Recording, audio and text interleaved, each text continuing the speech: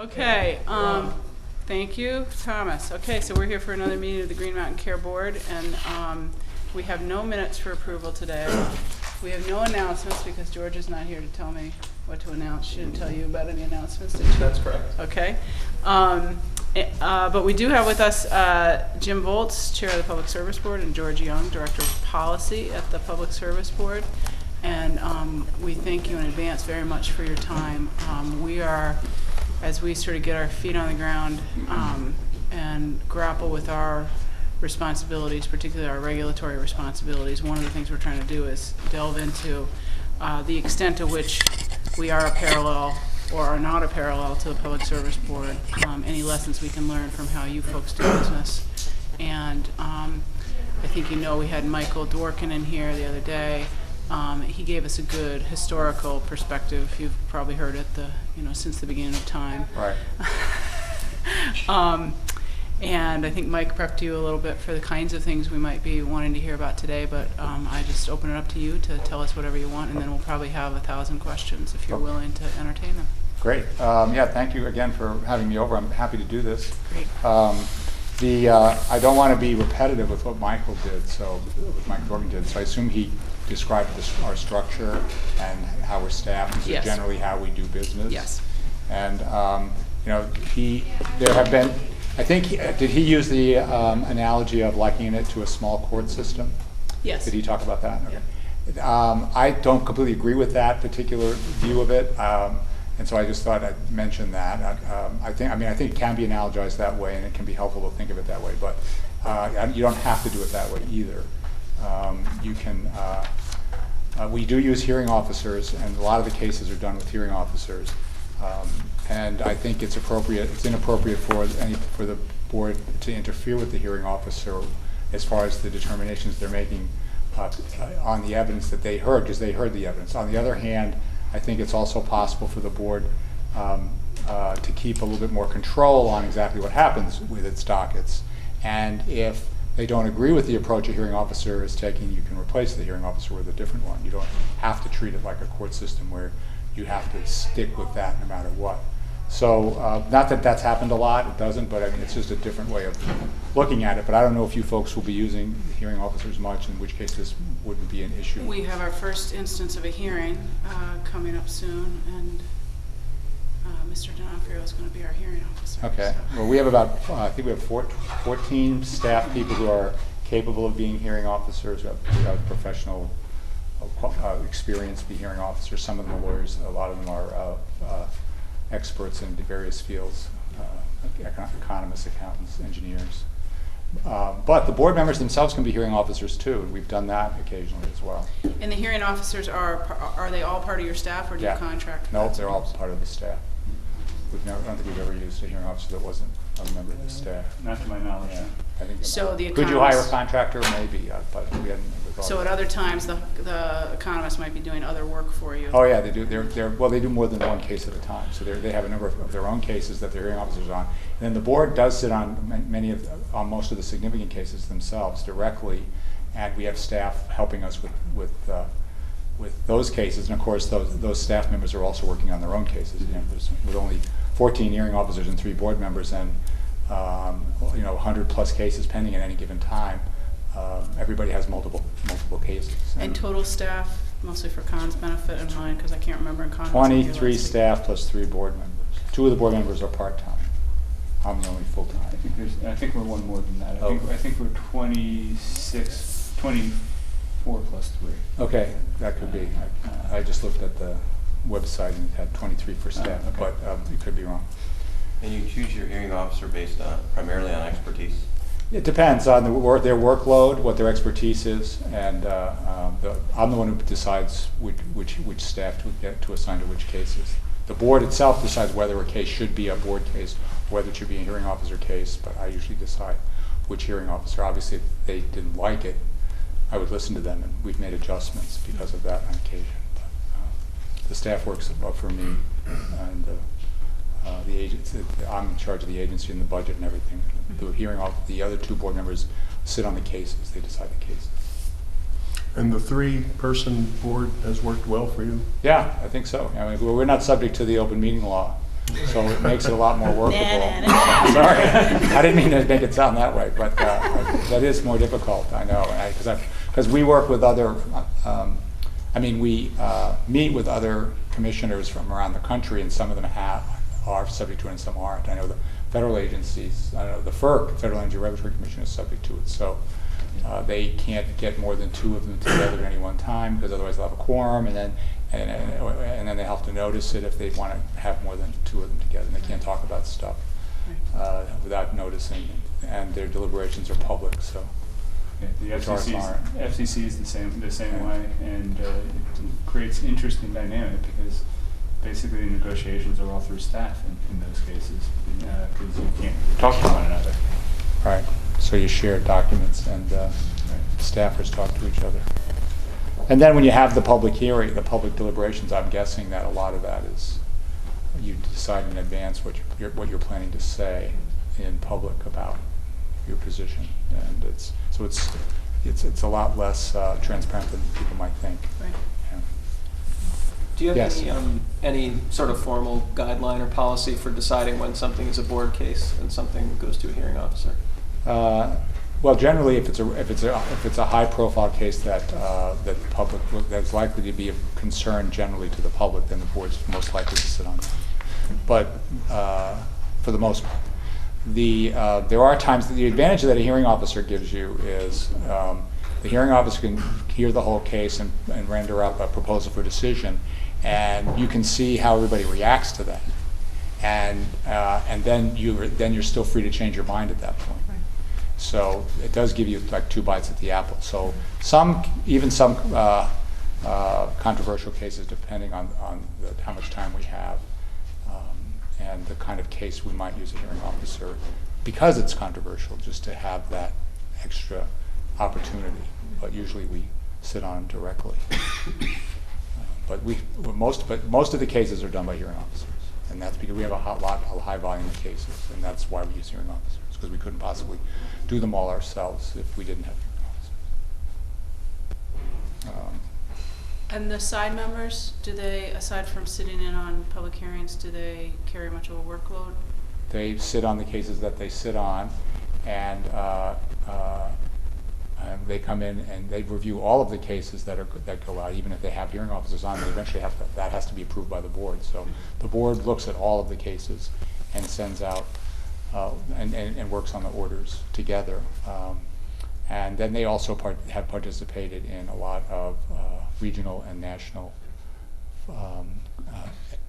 groups advocating Vermont policies. That we have some statutes that require us to advocate for certain policies on a regional basis or even on a national basis, and so they do a lot of that. They engage in a lot of that as well. How many cases do you do within a year?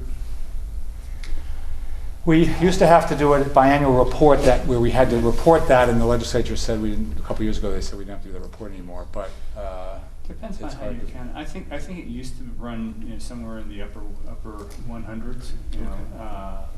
But they're going to range from you walk outside and you see the signs for the merger case, which is a huge staff commitment, to a small net metering project that goes on somebody's rooftop, which is some staff time, but not a whole. There's a wide range of what's going on. I think our numbers used to be somewhere under 200 in the year. But they could be higher now because of the net metering cases that George was just referring to. With cell towers and rooftop cell solar towers and small wind. Yeah, exactly, Yeah. and all the net metering. I think if you counted all of those as cases, which they technically are, we're probably much higher than those numbers used to be. And the board does review all of those. The work's done by the staff, but every single one gets reviewed by the board before it goes out. A lot of reading. Right. So we meet every week. It's usually an all-day meeting, and we spend a lot of time preparing for that meeting. And then sometimes the meeting is longer than a day, and then we have regularly scheduled hearings too. So the CV merger case, we've had a lot of hearings on that. And those will go, usually 4 or 5 days a week for a few weeks. And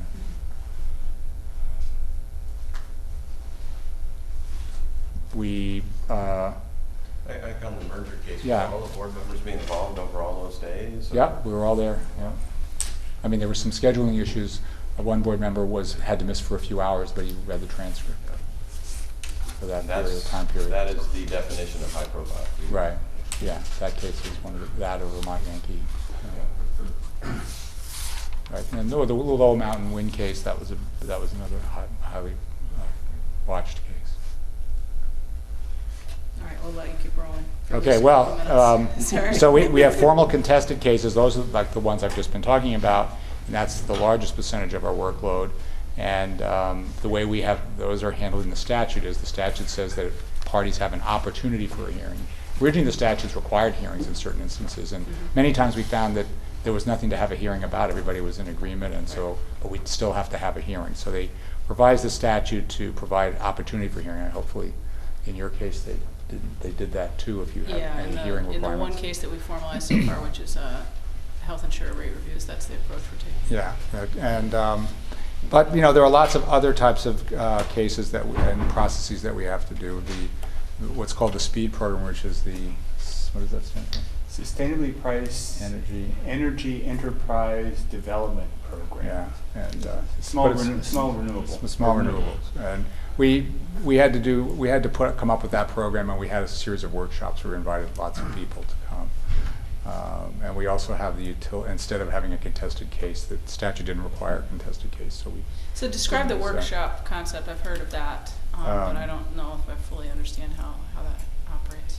Well, you decide you're going to have one, and then you give notice of it. And the idea is you're not going to be taking evidence, so you're not going to be swearing people, and you're not going to have witnesses. You're going to have all the parties or the people interested show up, and you'll have an agenda, and you'll follow the agenda, but you'll have a discussion about the various topics. When we decided to change the energy efficiency utility from a contract model where the board had a contract with VEIC to a appointment model, we had a whole year worth of workshops to discuss the various issues raised by that possibility, and so that we could decide whether to do it or not, and then what to design what to make it look like once we decided to do it. And those were fairly intensive workshops. They were scheduled for months in advance, and we had them on a regular basis over the course of a year almost, I think. And created a record, but not exactly the same thing as an evidentiary record. It was just a record of everybody's different positions and lots of resource documents. I think we have a couple of different types of workshops. It's an umbrella for a couple of different things. We have them in contested cases often. You can analogize them to a discovery conference where it's not really, where you have the parties in and everybody gets the chance to ask questions, but it's a way of learning about what a proposal is. It's not on the record. Although it can be recorded. Although you can have a recorded it. we sometimes get them recorded, and we sometimes get requests to then omit the transcript as part of the evidentiary record later. We've done that in a few telecommunications cases where we'd have the workshop, and then they say, well, why go through the whole thing in the hearing process, just introduce the transcript. In the non-contested cases that Jim was talking about, like some of the standard offer or the EEU, energy efficiency utility, it's more exploratory. It's just sort of a generic term for meetings in places where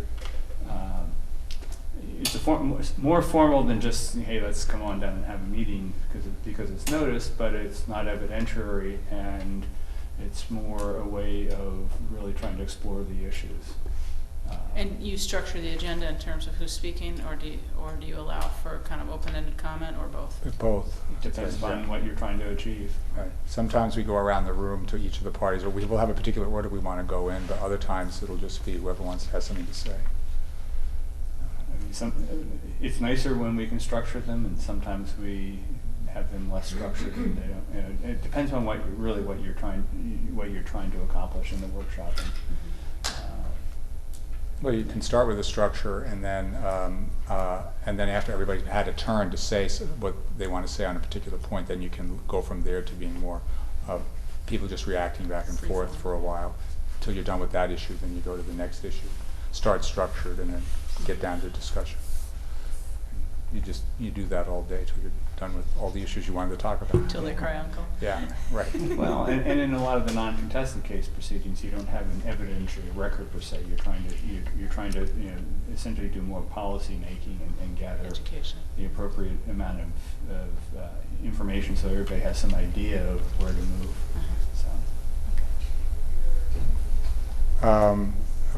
So the kinds of cases we have are we have rate investigations, which are highly contested and they're subject to a statutory deadline, and then the alternative regulation plans and compliance filings are we use workshops for those a lot. We also use workshops for the integrated resource plan filings that we require the electric utilities to do.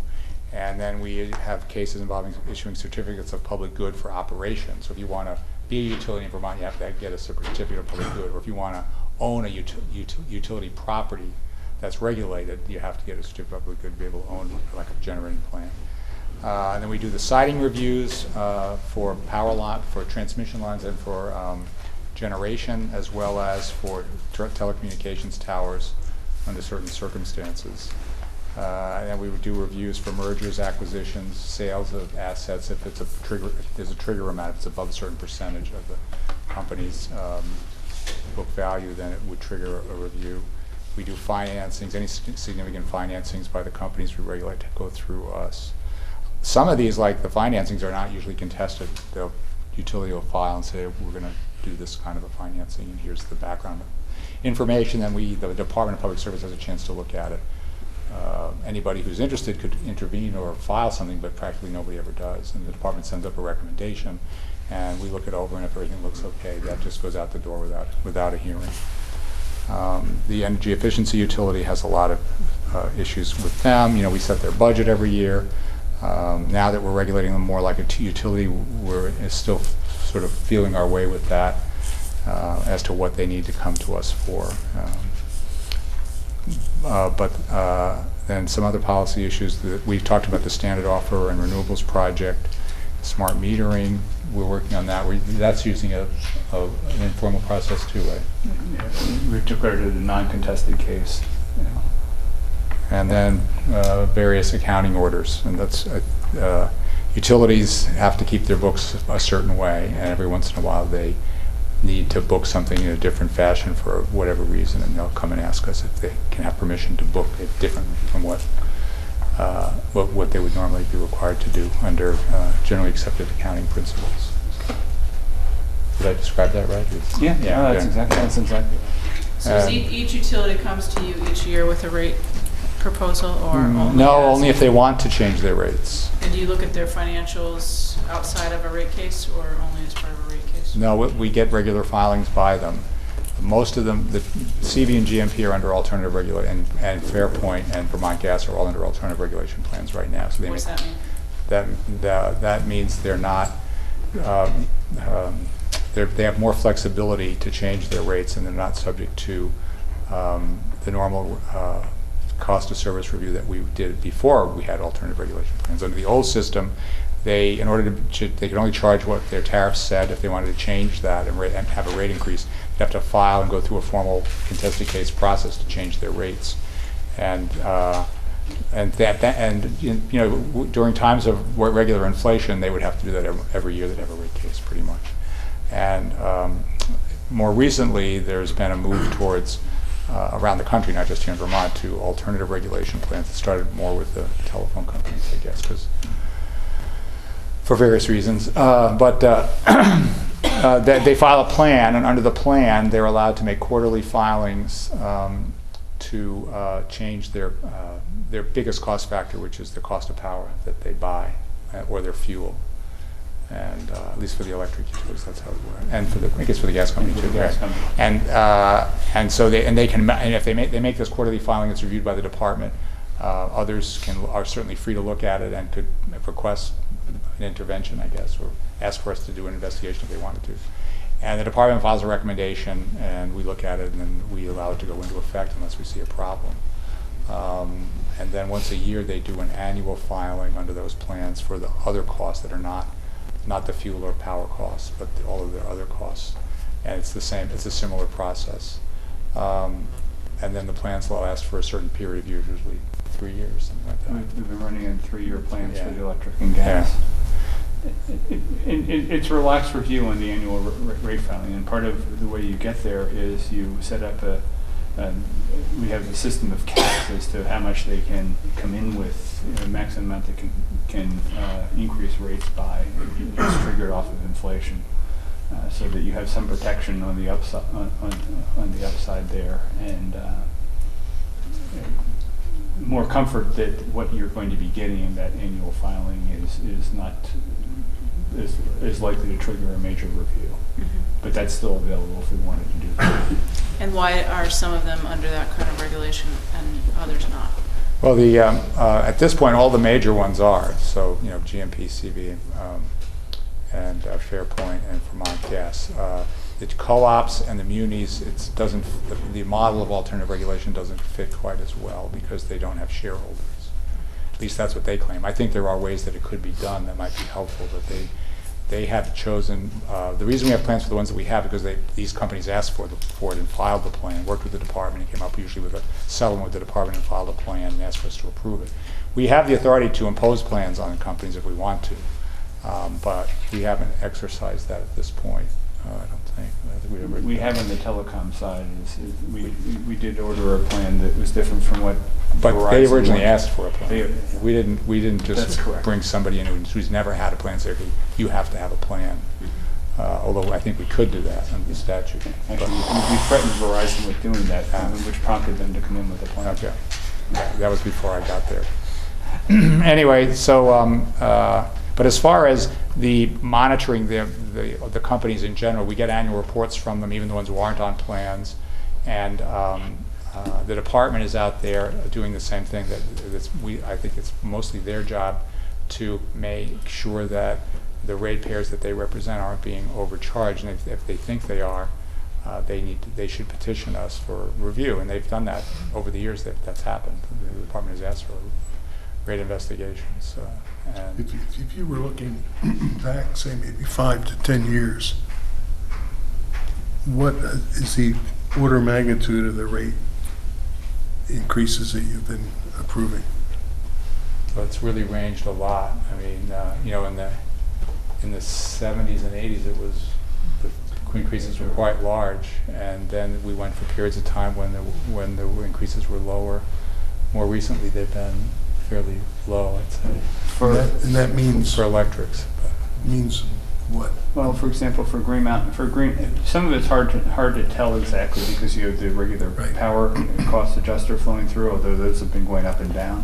For Green Mountain Power, we've been seeing rate increases ranging in the 2 to 4%. I think the last one was more like 4.8%, although that may be CV. But it's in that range. That's what I was looking for. Yeah. A little bit over inflation. CV has had higher over the last 3 years than that.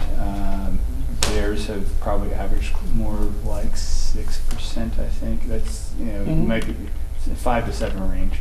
But that was partly because flowing through, they had some major capital improvements that they needed to do, and they sort of waited on doing some capital upgrades, and their system really needed it. And we anticipated that was going to be happening, that they were going to be needing these rate increases. So it wasn't really a surprise because of 30-year plant, they let go 40 years, so it Right. needed to be upgraded. So there are special reasons associated with why CV was a little higher during that period of time. Vermont Gas, I don't know exactly what the numbers are. Well, they were up, but recently gas prices have been dropping, so they've had a series of rate decreases. The total rate effect for Vermont Gas customers has been down. I just don't know on the operating side what the numbers are. Yeah, I don't either. And when you set a rate, is that locked in for some period of time regardless of what happens with fuel prices, or does it float? Well, as Jim said, the fuel prices are quarterly. Those are bouncing around every quarter, and you'll actually see a surcharge or a credit on your bill every month for the fuel. So the rate is essentially separate from that. And that's a separate component. It's an adder or subtractor that's going on in your bill, and it's generally small. It's not even in the pennies per kilowatt hour. in the decimal points beyond that. And when you add it all up across all the kilowatt hours, it's real money, but for individual customers, it's relatively small, which is why you're not, unless you're perusing your bill in detail, which none of us do, you're not noticing it. And that's the only cost that is adjusted Automatically. automatically? That's the one that's quarterly, and it's really a straight cost base from a previous quarter. And all the other costs are, if they're under a plan, they're adjusted annually, all the other costs. And when Jim's talking about that, he's talking about Green Mountain Power, CV, and Vermont Gas, which is the three biggest. Fairpoint's just totally different, and because telecommunications is different. Yeah. If you really want to know, we can get into it, but I don't think you I don't do. need to know. But basically, their rates are largely frozen. Let's pretend healthcare is The- like the rates are electricity instead of like largely telecom. frozen with some exceptions. But if they're not on a plan, like all the municipals and the co-ops, Vermont Electric Co-op and Washington Co-op, their rates stay in effect until either they seek to change them, or until we investigate them and change them. And we could investigate them because the department would ask us to, or because we want to, or because the company comes in and asks for it. But unless some action is taken, they would stay in place indefinitely. You And just that- raised another one, though. I mean, how many different organizations do you deal with over the course of the Regulated year? entities? You mean? Yeah. Yeah, well, the municipal utilities, electric utilities, the two co-ops, and then the privately owned utilities, CV, GMP, and then the one gas company, and then 20 electrics, one gas. Yeah, 20 electrics, one gas, and then cable companies, and some more small water companies, in other words, privately owned water companies, not municipal water companies. I'm not even sure how many of those we have There used to left. be in the high 20s, I think. Yeah.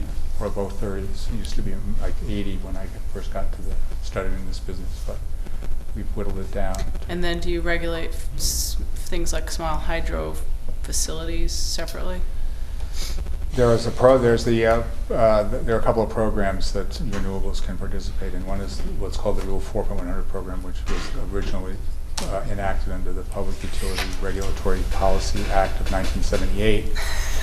And that was put in place in the early 80s, and there were a bunch of projects in that program. Most of them are hydros. And then there's the speed program we were just talking about. Then there's the standard offer program, which is a similar part of speed, I guess. And we set rates for small-scale renewables under that program for solar, landfill gas, hydro, Farm methane, wind, and wind. and we have yeah. two separate categories. So you're not regulating the facility per se, you're We're just regulating setting what they get rates. what they get paid for No, anything they we're actually produce. doing both. Yeah, Okay. because if they'll need a certificate to build the project. If you want to build a generation facility in the state, even the rooftop solar on top of my house, you need a certificate of public good from the Public Service You Board. had to go to the Public Service Board to get a Well, I actually just signed the paper. My contractor did, and I didn't do anything except sign the paper when he said sign here. But yes, I had to petition the Public Service Board. But he wasn't involved in for the approval of the review net it. metering project. Yeah. And I didn't even know when it was filed until somebody in the staff told me that I'd filed for it. So all I did was sign it. But even at that small scale, any Precisely. generation goes through review in Right, terms as long of as the it's- installation, and then the price that you're paid for that solar energy that you're generating, or the electricity you're generating on your roof, Well, is set by the board or no? Actually, in my case, no, because it's a net meter project. Because you got a sweet deal. No. So, The statute sets up a couple different things. They have what's called net meterage. Basically, you generate power and your meter runs backwards. And you have this general offset over the course of a year. So whatever I generate goes to reduce my load, so I pay less to the utility. So I'm effectively being paid the full retail rate for the utility. And by statute now, there's an adder if you happen to have solar, and you get additional. That's the net metered piece. In the standard offer, we actually set the rate. So we have a rate going forward that we just set of 27.8 cents. Is that for solar? For solar, Yeah. or did we bump that up? I think it's 27.8 I think 27 's right. is where we finally came out. And for any new solar contracts that want to participate in the standard offer program, that's the rate they're going to get for the next, and they'll have a 25-year contract. And if they, so then they still have to get a certificate of public good to build that facility, which is a separate piece. Interesting. Except for So hydro, just- which is FERC regulated. But once For they're built, siting. once they're built, we don't really do a lot with a lot of the generation facilities unless somebody raises something. And those are more Right. one-off, and even in setting the rate.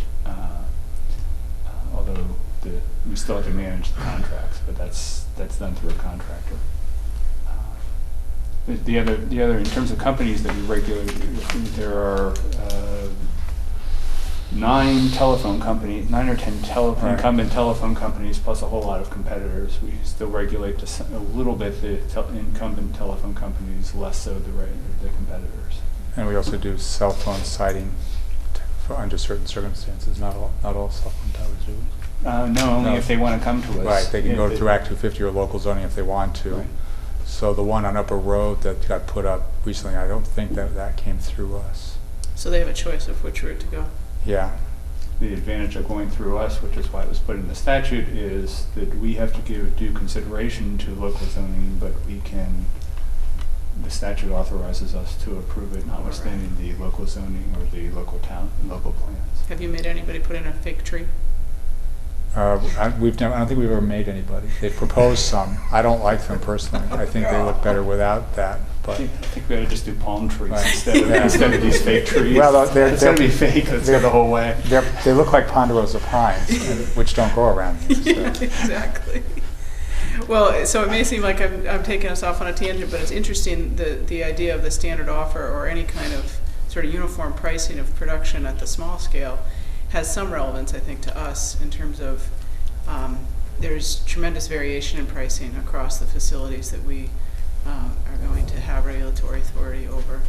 And so ways of getting at standardizing that are interesting to us. And we Well, have- yeah, the way we did it, and George can chime in, with the standard program was kind of a hybrid. And traditionally, if a utility was building a project, they would build the project and get cost plus for that project.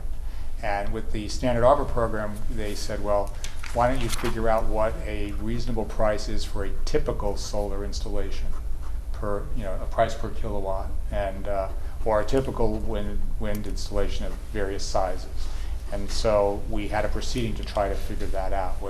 What's the sort of generic cost of building one of these in a typical spot where the resource is in a place you'd want to build it, and then compared to where the infrastructure is that you need to hook up to in order to get it to the power into the system. So we came up with generic numbers for those. What did your process look like that resulted in those decisions? Why don't you describe? This is one that the first time we had to do it, the statute actually specified that it would be a non-contested case, and we've ruled that all of them are going to continue to be non-contested, which makes it a lot easier. That having been said, when we finally get to the rate setting, we use something closer to a contest. We actually have regular hearings on this and testimony, and don't talk to the parties about substance, even though it is technically non-contested, because what ends up happening is all the various parties who are interested put on direct testimony of here is what the cost of a solar installation, and these are all for 2.2 megawatt and smaller facilities under this program. And we get testimony what the normal installation cost is going to be for this size facility. We've made some adjustments in that based upon recommendations to not. In doing normal, it is an efficiently operated, well-sited, so you don't assume that somebody's putting the wind turbine 10 miles off the road and has to build a 10-mile transmission line, which is going to jack up your costs. You're using a more optimal siting. You're picking something closer to where you can drop it easily into the transmission system or the distribution system, and things like that, so that you're not assuming higher than normal costs. Each time we've actually hired an outside consultant to provide an independent view. We tried to get the Department of Public Service to do that, and they said, well, why don't you guys just hire the consultant, but we'll talk to him. So, he did sort of the independent assessment for all the parties, and everybody else commented on his analysis, and he's been pretty good about that. We've used him both times. by statute, this is one of those gifts that keeps on giving. We have to do this every 2 years. So we just went through the process again, but if the current bill passes, we actually have to do it again next year. Okay. Yeah, missed I got that. the deadlines pushed out a little bit, but, or Greg got them. To do it, we're gonna make us do it yet again. And I can see how that would help with not overpaying for people who are building really expensive projects, you know, not keeping the cost of their project down. How do you make sure that they're investing enough once you hit that reasonable price that you're paying everybody? Is there any danger that they're going to skimp on a project? Well, if they skimp and it doesn't produce enough, and let's say it doesn't generate enough kilowatt hours, they only get paid. They get paid on a kilowatt hour basis. So if they put in a wind turbine that doesn't, if we're assuming, would we use about an 18% capacity factor, and they cited in a place that they're only getting 14, well, they're not going to get as much money. That's their problem. So they have to figure out. We didn't want to be paying for them to put it in an inefficient wind location. We want them to site it in the places where you're going to get 18 and 20% capacity factors, and have the economic incentive. And they should have the right economic incentive. So if they're inefficient, it's going to show up in the kilowatt hour output. They don't make as much money. You know, they happen to put their solar panels behind some trees. Well, that's not going to look so well. And that's their problem. And these rates are relatively high compared to market rates. So the legislature made the decision that the reason we weren't seeing more renewables was because they were not economic at the rates that were available if you just sell into the New England system. And so they wanted to try to do a cost plus model, but we wanted to do it on a generic basis. So they had us come up with these rates that are somewhat generic and assume certain things as George described, but certainly because the cost of the resource is more expensive than what than a natural gas plant, combined cycle plant that's located, in an optimal location and delivering to the system. These are more expensive. But whether they operate or not, as George said, is really up to, and how well they operate is really up to the developer. And we only pay for what we get. So getting back to the rate setting for non-renewables, you take into account what's affordable and what's accessible to Vermonters. Where does service quality fit into your decisions around? But we have, all the utilities have service quality plans with criteria. They submit a plan to you as part of this. And we have to approve it, and then they have to meet the criteria each year, or else they get penalized. How do they get penalized? They either have to return money to ratepayers. Under various different, a couple different. How often does that happen? It's reviewed once a year. I think it's an annual filing. Right. I don't think they're paying a lot of money. They're not huge amounts of money going back to ratepayers, although for Fairpoint it's been big dollars, but on the electric and gas side it's been fairly small. Their quality has been generally pretty And good. it happens once a year or twice a year? Right, once a year. Yeah. There's a review. They make filings on the indicia that they've been tracking, and then we look at them and compare it to the plan to see if they're meeting their benchmarks or not. And if they're not, they get penalized. And depending on what benchmark it is, will determine what type of penalty it is and who it goes to. One of the things that we're trying to do is to maintain relationships, good relationships with various payers and the hospitals and any other healthcare entity.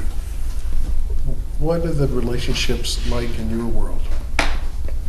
Well, the electric utilities have to have both a retail relationship on one side with their customers, and those customers could be residential, commercial, industrial. And then on the other side, they have to have a relationship with their suppliers, people who supply them with their power, which they usually get under contract. And also a relationship with New England market, and they participate in the ISO New England market through Velco for the most part. Although CV and GMP tend to have a presence there too, the others have. And then they have a relationship obviously with their employees with the various communities in which they serve. And for some like GMP, they have to be concerned about some of their big customers like IBM. And for CV now that would be Omnia. CV wasn't in the situation that GMP was in by having one really large customer that had a big impact on how you did, how your business did in general. So I guess those would, you think of any others? Well, I was just wondering, were you thinking about the relationship with others or with us in particular? With you. Oh, okay. Oh, then the relationship with us is through these processes that we've just described. The cases, that's how we interact with them. We can For the have most part. informal meetings, but since you talk, typically you'll have, or often will have contested cases. Once you have a contested case, there's not much you can talk about a lot of times. If there's a rate case in front of you, for Green Mountain Power, which we don't have these days, but if there was, you've taken off the table most of the things they'd want to talk to us about on the side, or with a merger case, there's not much out there to really talk about. We can and do have informal discussions where you're not constrained by contested case proceedings. For example, we were talking yesterday about talking to Velco about their certain long-range transmission planning issues, not specific cases because those become contested and now you have ex parte concerns. But it sounds like you can operate at both those levels. I think the board tries to, Right. and I think the board has done a very good. I mean, I've been around for a long time, but I think the board has done a very good job of reaching out to the utilities within the constraints that we operate, given the legal system we're working under. Yeah, we try to meet with them fairly regularly at a high level. So the board tries to meet with the board of directors of the bigger utilities once a year if possible. It hasn't happened always because of because of pending cases. So we wouldn't be meeting with CV or GMP's board of directors right now because of the pending case. You've just opened up another set of questions. How important are the boards in your world? On for CV, GMP, I'd say that, and Velco, I'd say they're really important. Then when you get down to the municipal utilities, the co-ops, they're very important because they actually they really run it in a more direct way, Right. probably than any place else. So I think they're important. So you spend some time working with the individual boards. Yeah, and I think that, well, the board, sometimes, the board members try to meet with the public service board members, myself and the other two, try to meet with the board, with the top management and board of directors of each of the utilities at least once a year if we can, but it hasn't always worked out that well. Depending on what's pending. Just to talk about generally what's going on, how they're doing, what their long-range plans are, and I'd say the boards of directors of CV and GMP have a big influence on what the culture is of the companies. That direct. I think, yeah, because they control who the CEO is. Right. Okay. Yeah. Hi, how are you? Hi. I have two questions, but they really center around the three members of the board and the inner working of the board, roles, responsibilities, and what it's like, more like on a weekly basis. And then the exterior or external functioning of the board, and how the board works as a unit or the role of the chairman. Specifically, would the board go to meet with the board of a utility, or would members go? And how would that work? I think both have happened in the past. Yeah. Since I've been there, it's mostly been the three of us together have gone. But I believe that at different times in the past, the individual board members might have gone by themselves. It's not anything that's formalized. Yeah. Mainly because of as I said earlier, because of depending on what's pending at the time, there are long stretches of time go by when there's no opportunity when it would be appropriate for us to meet with them. Yeah. For any of us to meet with them. So. Okay, and how do you make that call? Is that a formal call made in a Usually, meeting? a call about whether to go to a meeting. Yeah, I or mean, if not. there's a hearing, I guess, coming, then you We know would not to. If there's a pending case that's of significance, then we probably wouldn't go. Yeah. And cases can last, 6 to 8 months, a year, so. And then, cases. looking inward to the board, there's 2 part-time members, I Right. think. That's the phrase you use. Yeah, And 1 chair. right, And I may have gotten this wrong from last week. The chair is appointed as the chair? yep, Okay. And then by 2. the governor. Okay. And then 2 members are appointed, and you're appointed every 2 years? Nope, there's 1 member appointed every 2 years, we're 6-year terms. Yes. That's what I meant. You're 2 appointed years. Every 2 years, one of 2 us is years. up. Okay. And then, how does it function? What is the role of the 2 part-time members? And, how often are they around, and what do they do, and, I think it's varied over the years. The way it's working right now, we have a weekly meeting that's scheduled at usually Wednesday, and the staff puts together the agenda and the items that we have to review, all the cases that we have to review that are ready to be issued if the board approves of them, are put in the packet, and then that goes out on Monday night, and we usually get it on Tuesday, and we read it, and then we come together on Wednesday and go through it. And usually it takes all day, and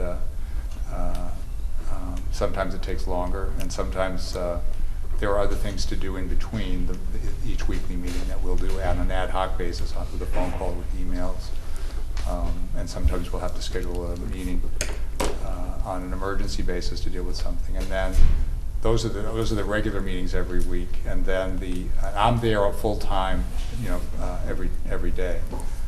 The other 2 board members, they're part-time, and they're under the state employee,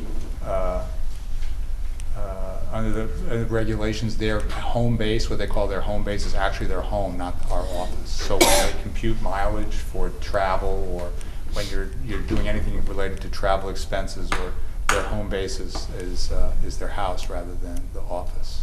But they maintain offices here? as Yeah, well? they have an office here that they share, but they also have office space at their homes. Well, and John Burke, who's an attorney as well, he has his own law practice. He has an office in is it in Castleton? Yeah, it's in Castleton. Yeah, Castleton.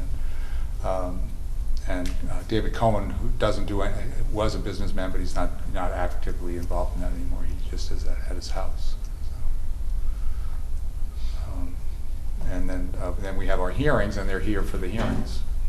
Some of those are in the evening if they're public hearings, and then others are all-day hearings during the week at our hearing room most of the time. Although sometimes they'll be somewhere else when we need some bigger space, like we did with the CVGMP merger case. We had it up at Vermont College and at the chapel up there, which is a bigger room. We've used it You've used it? Yes. Yeah, it's a nice room. before it's we knew about beautiful. yours. Yeah, yeah, it's beautiful. yeah. I don't know, is there more about that It's just kind of neat to be able to look into somebody else's business Right. and try to understand, Yeah. And then we're all involved in regional and national various committees and groups that we're all on and working on, and so there's a lot of time spent on that as well. Is that for education as much as it is outreach, perspective?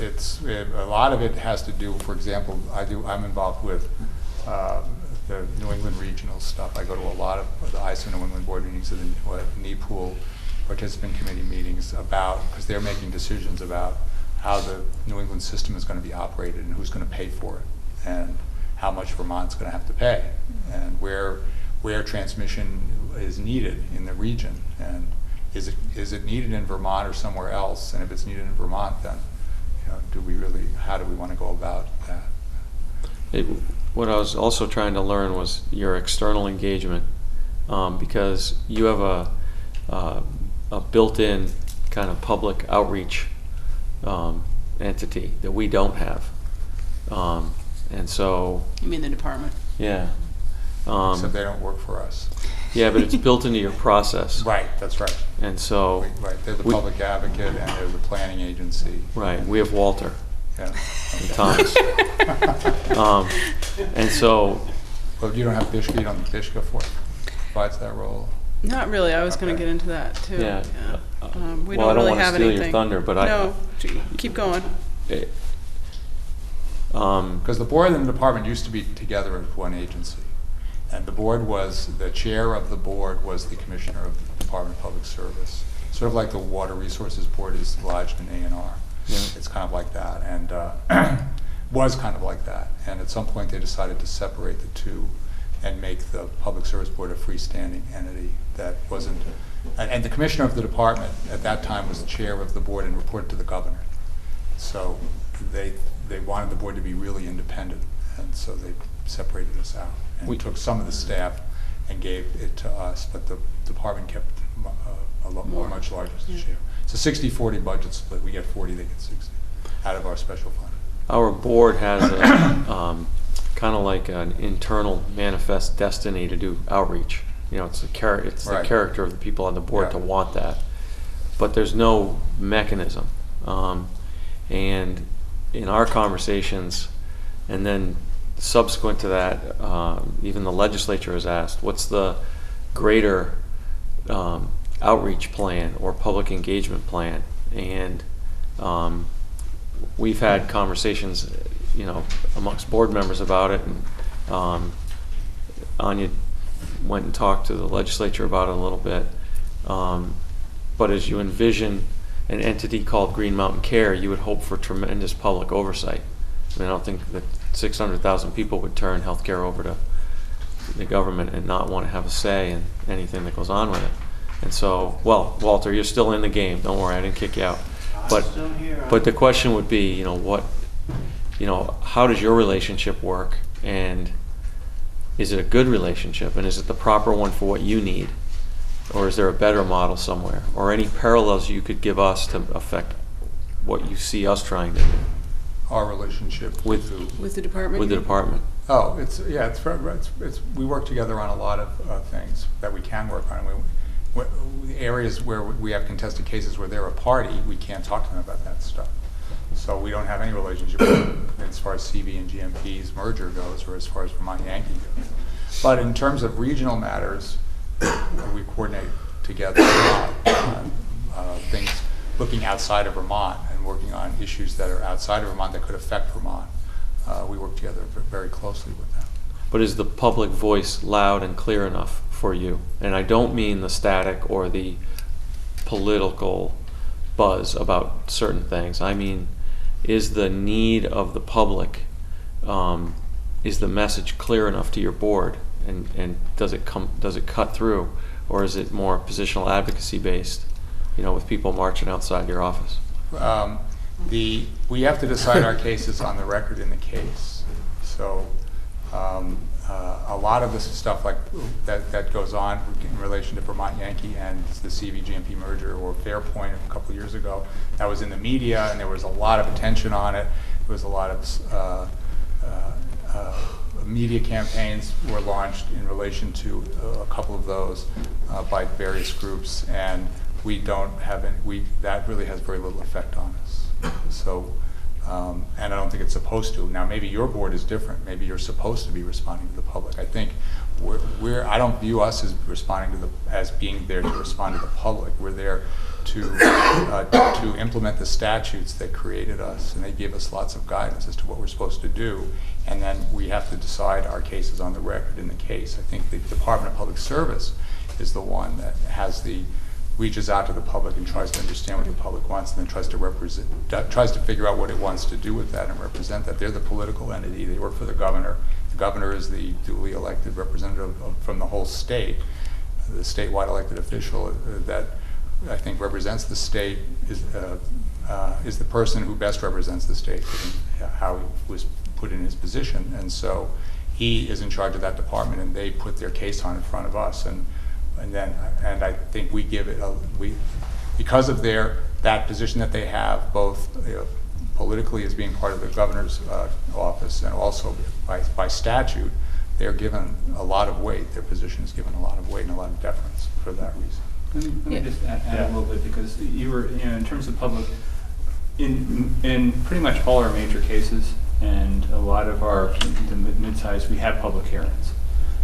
You will typically get at a Vermont Yankee related public hearing, you get a lot of people. if years ago, if it was a public hearing about the religious channel on your cable TV system, you would get a lot of public participation.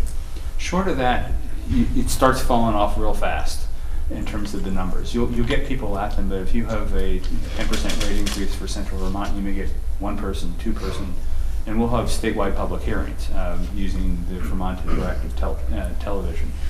So we don't tend to, in a large percentage of proceedings that you might think would be very visible, get tremendous numbers of public commenters. Now, things Lowell Mountain, I think the board had a large number of members of the public. And Georgia Mountain up in So Georgia.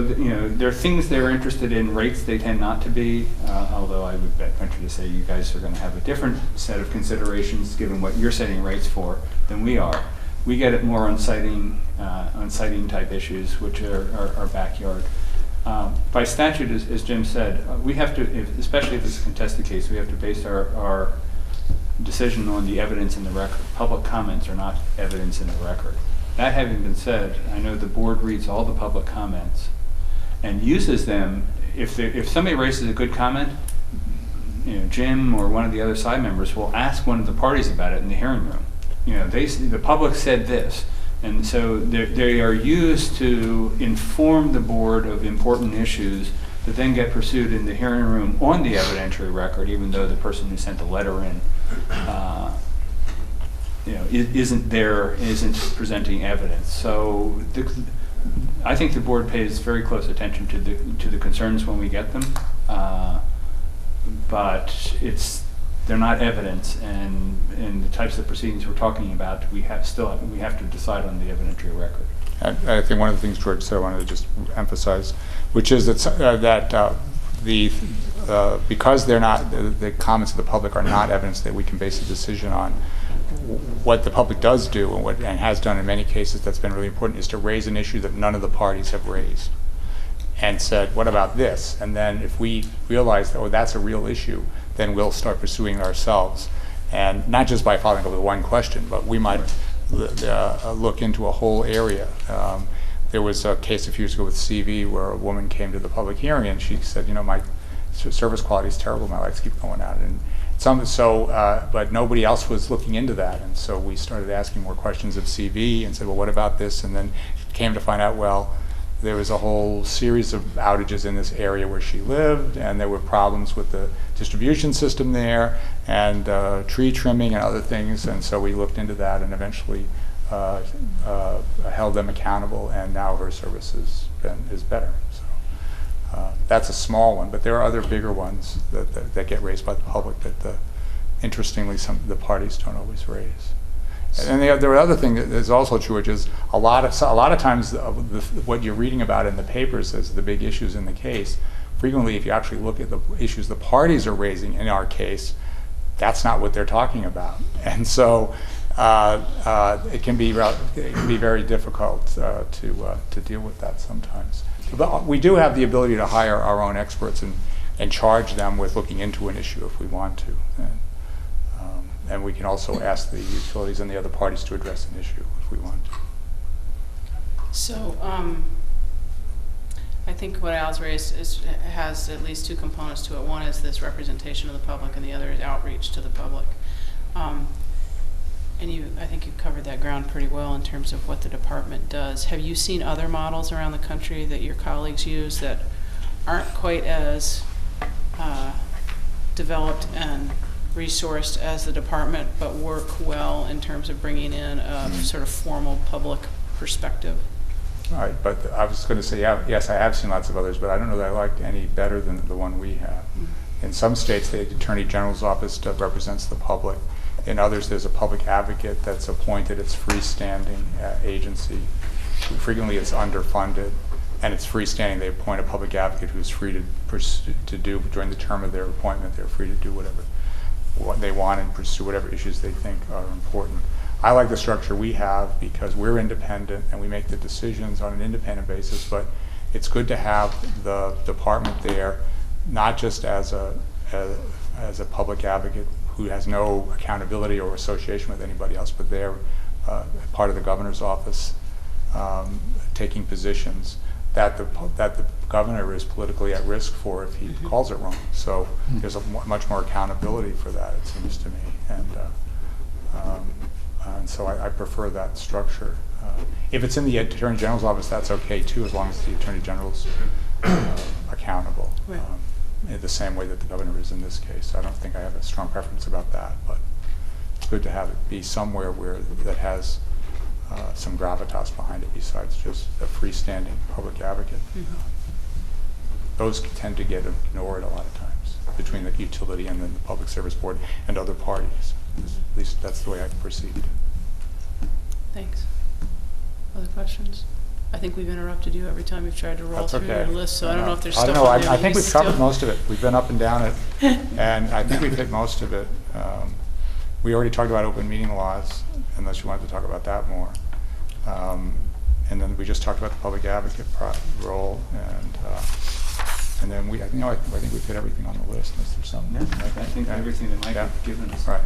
And I apologize if this happened when I was out of the room. I had to take a call. Did you explain some of the less formal processes you use? I'm thinking of the workshop. Yep. Yeah. Okay, Yeah. good. Yeah. Good. I just want to ask about, But Mike, if you have more questions about that, if you weren't here, feel free to call George anytime. Thank you. He's done a lot of those and is very familiar with it. Great, thank you. I'm interested in demand side management and how you guys approach Oh, yeah. that, and whether there are any little lessons there for us as we look at affecting the use of healthcare. You may not be able to answer the last part of that, but maybe you can at least talk a little bit about how you've approached demand side management and how you sort of affect, how you incorporate that in your policy making. Well, there are a couple different points, and then George can jump in if he has anything to add. We have an efficiency utility now, and we set budgets for it, and we collect a charge on what we call the wires charge. It's a small fee that's on every kilowatt hour that's sold, and it goes to fund it, and then they develop programs. It's a performance-based program, so they have to deliver a certain number. They have to meet their performance requirements, and then they get paid more if they do. It's And those are related to reducing use. right, reducing kilowatt hours. It's a lot making easier things when you more can just say efficient. less is better. Ours Right. is more complex. It is, right, yeah. So I'm not sure how it would be useful for it to you, but, No, I think there's- and it started out being, we hired a contractor to do it, and then, as I said earlier, and then we shifted over to making them more freestanding, and we treat them more like a utility now. Originally, we had the utilities doing, maybe this part would be useful. Originally, we had the utilities doing the demand side management, but of course, they had a fundamental conflict of enthusiastically implementing programs that reduce the sale of their product, and so there was a lot of many years of litigation back and forth between the department and the utilities about whether they were really accomplishing anything with the money they were spending. We're sort of caught in that now Yeah. with a lot of the payment reforms. And so that's when we moved, it was decided to be moved into a separate entity that they didn't have that conflict. One parallel on the demand side is that prior to the creation of that utility, big companies were better at figuring out ways to save on their electric bill, for example, and smaller companies didn't have the wherewithal or the overhead and people to do that type of work. And so with a lot of the work that you've done in demand side management, you've been able to push down things that IBM might have done on their own, but a smaller company would have no idea to do. And so now in healthcare, we're seeing that larger companies are doing a lot of demand side management. The question is, how do we capture that and get that to the small or medium-sized company level as effectively? And so, if you have any thoughts on that, or if you wake up in the middle of the night, come up with something great. Yeah.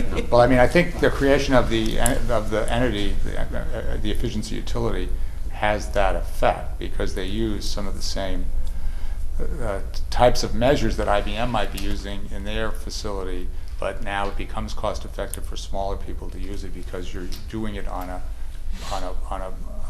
statewide basis across all users. Right, they have an appointment on Monday Right. morning with, John's restaurant, and then, Monday afternoon with somebody else instead of just inside that, a giant company.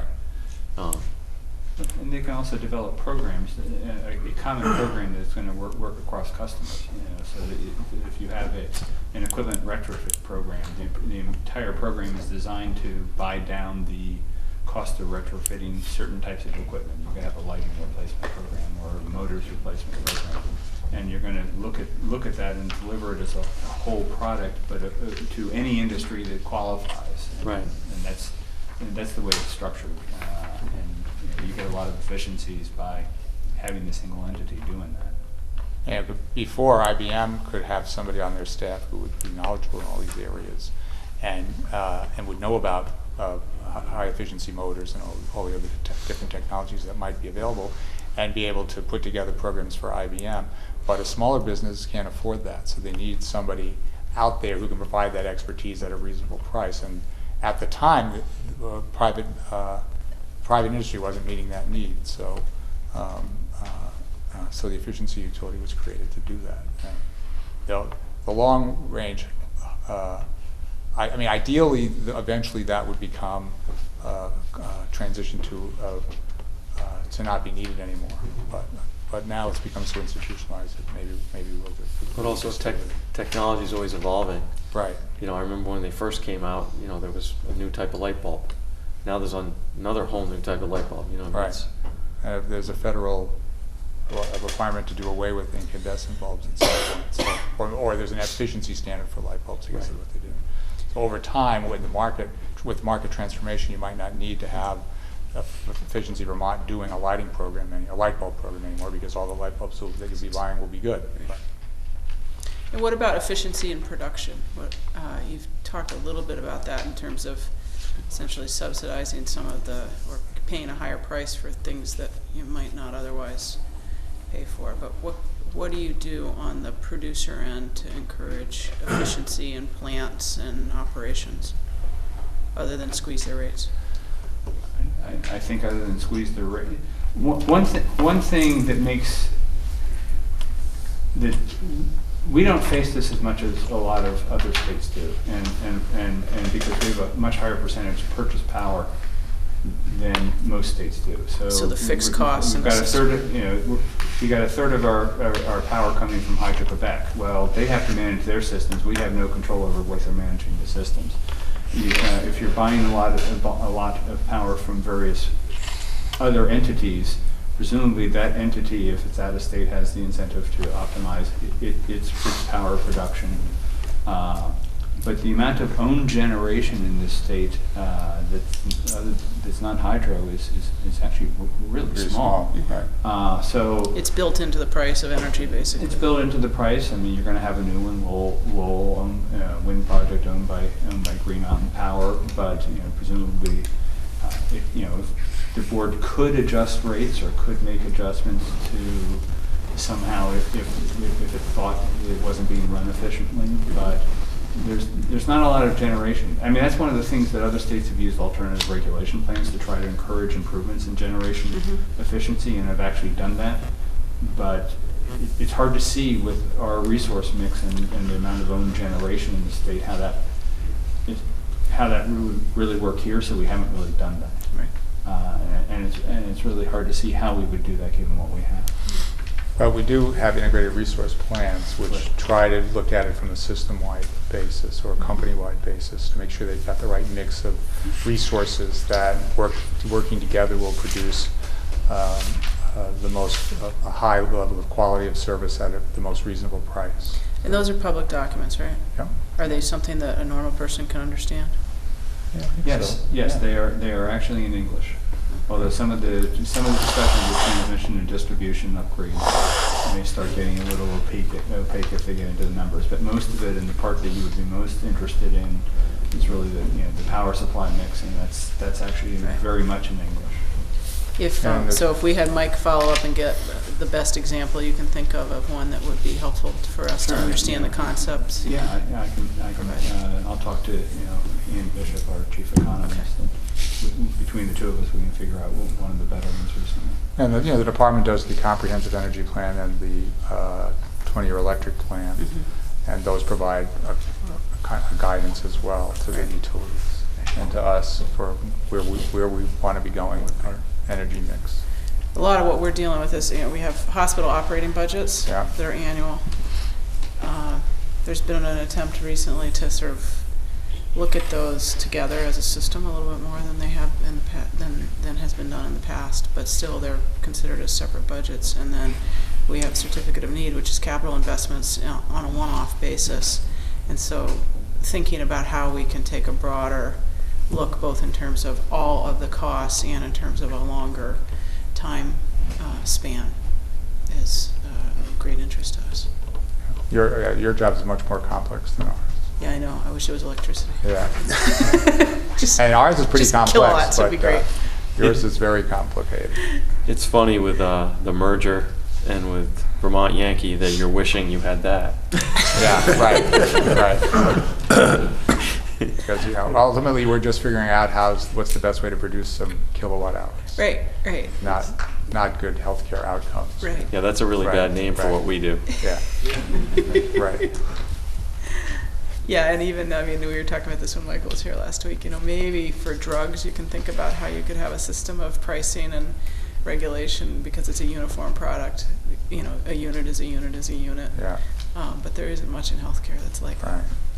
No, some of the stuff in terms of hospitals and costs, that's actually the easier part. You're ultimately trying to translate it into least costs for favorable outcomes, and the outcome part is the part that's the nightmare. Is measuring that in ways that make sense. Health over cost. We don't get that. And as far as efficiency that we were talking about a minute ago, certainly when we have a rate case, the department and other parties will look at various aspects of the utility's operations, and they'll try to, and they may say, hey, they're being inefficient in this area, and you need to set rates, instead of giving them the cost recovery for what they are doing, set rates for the way they should be doing it and give them cost recovery for that, and tell them to get their act together. And we've done that. It's very hard, though. The department a few years ago tried to make the case that CV had too many employees, more employees than they needed, and they were overpaid. Very hard case for them to actually accomplish, and it was very difficult. And eventually, I think they gave up. They tried to settle it, and then. But I know the evidence that we were getting, it's a very difficult case to make. And I would imagine that if you're looking at a hospital and trying to figure out whether it's really being run efficiently or not, and really getting to the bottom of how to either just make a decision on that one way or the other would be very hard. Yeah. Just one more question about the way the board works. When you have a contested case and you come out with your judgment, is the board ever split? If so, do you ever make that public? And how do you do that? Is there a minority opinion? How does that function? It's pretty much just like a court. Yeah. Yes, we have been split, and we make it public by the member who doesn't agree writing a separate opinion, either dissenting or concurring. And no one helps them? The staff, we provide staff to help them. If you're off the island, you're off the When you're island. off the island, here's Although your palm tree. I've always provided staff to the other board members when they've needed it. I'm not sure that's been true in the past, but not unlimited staff either, but some staff to help them draft something. Any other questions for these guys? I have one more, just back on the various planning processes. This may just be a matter of me keeping terminology straight, but you talked early on about alternative regulation, and that entities that are regulated under that model submit a plan, and then I know that your regulated entities also submit the IRPs on some kind of periodic basis, and I'm wondering if those two things dovetail or if those are separate documents. Well, they're separate documents, but they can relate, I guess. They should. If one company has an integrated resource plan and they're on alternative regulation, there shouldn't be any conflict between the two. They ought to work together, okay. But they're looking at different aspects. They tend to be looking at different aspects. The alternative regulation plans are are really a mix of how are you going to adjust fuel prices quarterly or power prices quarterly, and what's the cap on operating expenses, at least the way they've been used so far. There are lots of other things you can do with it, whereas the integrated resource plans are more how are we going to deliver service overall on a least cost basis, what's our long-term plan for getting there. Could we integrate them more? Certainly. And as we get more experience with alternative regulation, those are the types of things we may be thinking about in the future, but we're relatively new to alternative regulation for electric and gas companies, and haven't tried to integrate them as much as perhaps they could be. How long have you been doing the alternative regulation? Green Mountain Power was approved in 2007. I think that was the first one. They're on their second plan right now. And BGS, were they before BGS that? was Yeah. I think just before. Yeah, that telephone was longer. Telephone, the first alternative regulation, well, there was a form of alternative regulation by contract that dates to '88, but then the major plan went into effect in 2000. So we've been a lot more experience in the telecom area than. Actually, GMP may have been 2006, as I think about it, because I think it may have beaten the BGS order. It's about that time period. The theory of the plans has some appeal, which is, like for example in the CV case that I was using a minute ago about the too many employees. If the plan's in place and they're allowed to recover a certain amount, any savings they can make up to a certain point they can keep, and and that in the short run. And so, if you can't sort of figure out whether they really could be more efficient or not, if they have that incentive, they may choose to be more efficient, and you'll discover that they can be, and then that becomes the new baseline going forward at some point in the future. Okay. Any other questions or comments? No, it's just been terrifically Yeah, helpful. thank you so much and for your if you time. need This us to is come back, and Mike can call George anytime you have questions about great. anything. Thank you very You're much. welcome. Very much. Yeah. Very enlightening. Good luck with your with the task that Thank you. we hope you're successful. Yeah, if you find us any colleagues out there as you're traveling the country, let us know. All right, at this point, I'm going to open it up for, I don't think we have any other new business, right? Okay, and I'm going to open it up for public comment or question. And Thomas, we're not going to harass those guys. You can ask us. Well, I was going to ask them how they regulate the home heating fuels, in particular propane. Okay, we can follow up with them. They've spent a lot of time with us, and I want to be Okay, respectful of that's that. great. So we'll follow up and ask them for an explanation of how they regulate that. Okay. Any comments or questions on our business? Or, any other questions that you want to put to them, I'd be happy to submit to them and I just have bring one. back as well. If they had any comparison, effect on rates and overall cost of energy per capita, I suppose, since they've been in service. So comparatively, I don't know if maybe Michael they had some covered that statistics on that last week. I don't know if, were you here when Michael No. testified?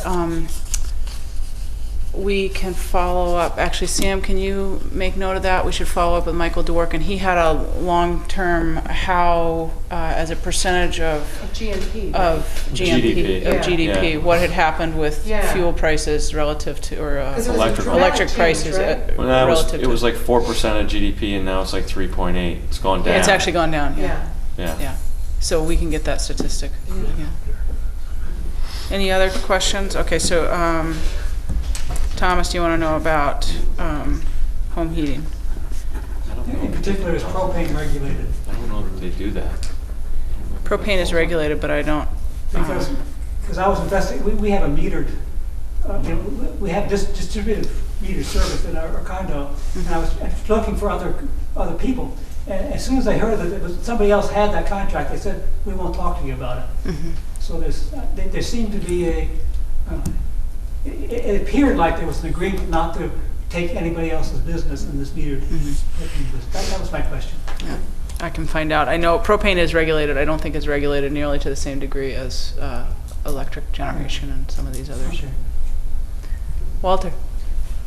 Just to follow up on what Al said, for Al's questions, does the public have the right to appeal? And if they appeal, say the propane rates, to pick something, for example, do they have to go through multiple layers to get to the board, or can they just hit right to the board?